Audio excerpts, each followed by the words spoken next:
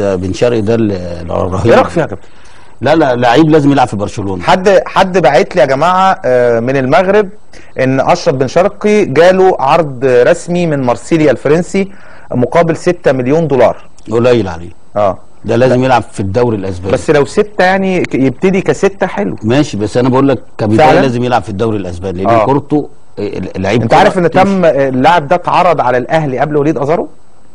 وساعتها النادي الاهلي رفض لانه ما كانش بيلعب اساسي. وبغض النظر يلعب اساسي يلعب كان ساعتها انداما اللي بيلعب عليه ويليام شبور. يبقى ما حدش يتفرج عليه صح. ما احنا عندنا مشكلتنا في فصل العين. بعد الماتشين انضم للمنتخب وهم النهارده موجودين في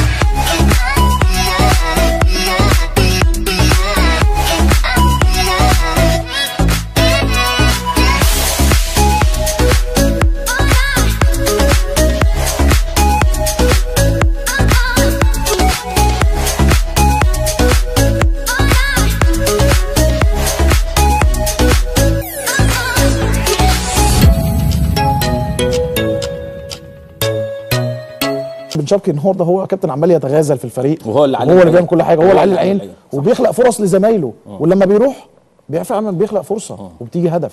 ده صعب جدا. انت رحت بكذا فرصه، في كذا فرصه راح بيها النادي الاهلي وما عرفش يسيطر عليها او ما عرفش النهارده ان هو يسجل بيها اهداف.